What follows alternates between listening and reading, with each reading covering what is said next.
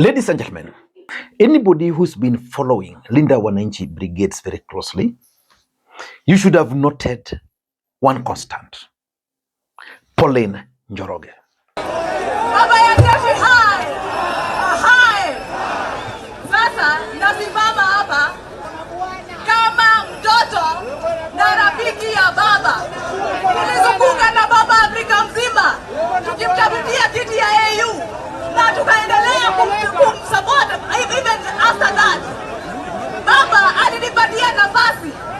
Akanipatia nafasi bila ya kuangalia kama mimi ni Mkikuyu ama kuangalia jamii yangu. Na kwa hivyo leo mimi nitasimama na vijana wa baba. Na vijana wa baba hawana uoga. Na tunasema baada ya baba, pia tunasema sisi ndio. Asante sana. Asante sana.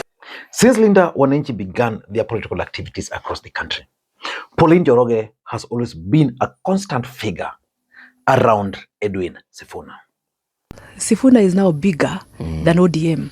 ODM is in its deathbed. Okay. And kicking him out actually fastens the process of... I mean, he's still a member, right? Of demise. Yeah, kicking him out as the SG. Okay.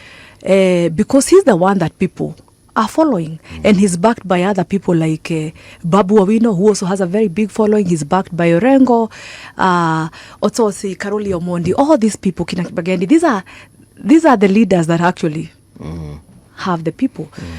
So the future of Edwin Sifuna will not be determined by the action that ODM has taken. His future he's set for great things. Those rallies are fantastic. How do you convert those numbers into voters or into votes? Again, it's a vision that will sell the people. We have to ask ourselves, what do people need now? What are they looking for? Are we representing their aspirations and their dreams as we should? Are we effectively being their voice? So that is how we'll be able to convince and convert them that we actually are the kind of leadership that they are looking for. In fact, at some point, most Kenyans associated Linda Wanainchi with Uhuru Kenyatta because of the presence of Pauline Njoroge around the movement. And I look up to His Excellency, former President Uhuru Kenyatta for mentorship because he's an aspirational leader. Ni yule leader unaweza ambia mtoto wako, angalia venye huyu kiongozi anaendelea, sababu siku moja naweza taka ukue kama kiongozi yule. But there was something which most people noted. Linda Wanainchi initially was a breakaway from ODM party. Then Kenyans started questioning, especially the ODM members, the role Pauline Njoroge was playing in Linda Wanainchi, if indeed it was about ODM party. But as things stand today, Linda Wanainchi has grown beyond ODM. But Pauline Njoroge remained in Jubilee party. And because of that, most Kenyans still insisted that she was the face of Uhuru Kenyatta. If there is a big lie that has been given in the last 1 year, that it should actually be put in the Guinness Book of World Record as the biggest lie of the year, is being told that the people of this region are shareholders in this government. So Pauline Njoroge decided to resign from Jubilee party. In this video, I want us to look at that resignation because for me, it is significant, politically speaking. Before I do it, in case you are watching this channel for the first time, take a second or two, click the subscribe button so that next time we produce a video like this, YouTube will automatically notify you. Ladies and gentlemen, why do you think this resignation of Pauline Njoroge is significant? Number one, for me, that's me, I'm seeing the hand of Uhuru Kenyatta in that move. Uhuru Kenyatta is the party leader of Jubilee party. And Uhuru Kenyatta was pushing for Fred Matiangi to be the presidential candidate or to be the president of the Republic of Kenya. As things stand today, I doubt if the ratings of Fred Matiangi can make him the president of the Republic of Kenya. He can't. But Uhuru Kenyatta is keen on sending William Ruto home. So I think Uhuru Kenyatta was doing multi-bet. Because those who understand politics also believe that when Raila Odinga was alive, Uhuru Kenyatta really wanted him to run for the presidency. And you remember the closeness of Raila and Pauline Njoroge. So Uhuru wanted Raila to run because he believed Raila would easily defeat Ruto in a fair contest. So with the Raila's death, Uhuru Kenyatta had to maintain that link. So I want to assume that Uhuru is now signaling that he's not going to be very keen on Jubilee matters. Because after the humiliating defeat in Olkalau, no serious person will take Jubilee seriously. Just like Kanu died, that's how Jubilee will die. So Uhuru is now investing financially, emotionally, and tactically in Linda Wanainchi through Pauline Njoroge. So Pauline Njoroge is going to play that role for Uhuru Muigai Kenyatta, which brings me to the second point. The reason why Pauline Njoroge resigned, number 2, is probably because Linda Wanainchi is transforming itself into a political party. And just like I was explaining, she is Uhuru Kenyatta's eye. So which means if a new party is formed, what role will she play? She was the deputy organizing secretary. What role will she play? Bigger than that in this new outfit.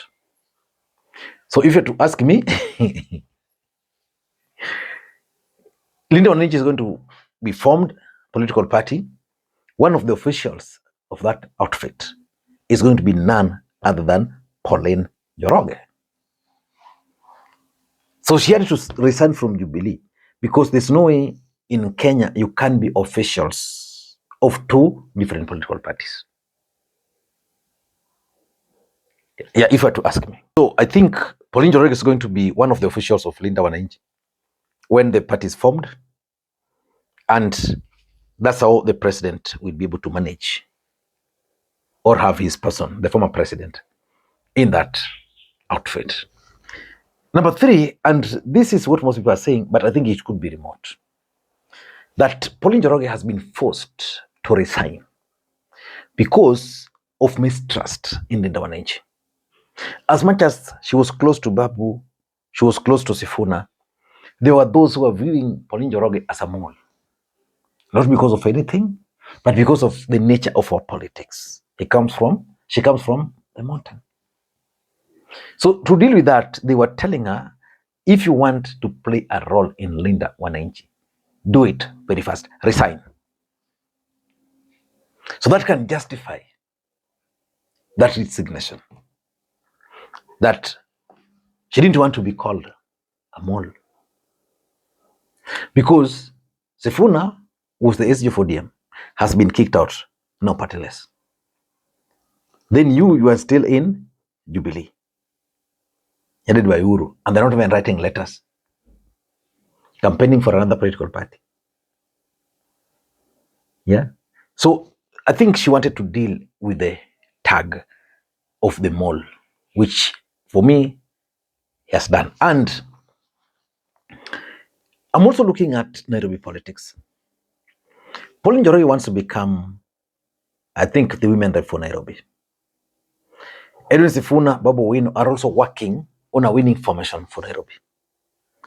Because remember, in politics, it's a game of numbers. So Pauline is now positioning herself right at the center of Linda Wananchi. So that Sifuna will be going for the presidency. Who becomes the senator? Yeah? You have Faith.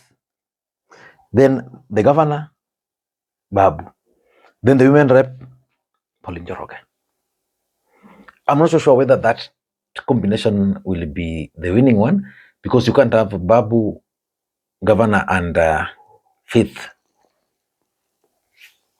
senator at the same time.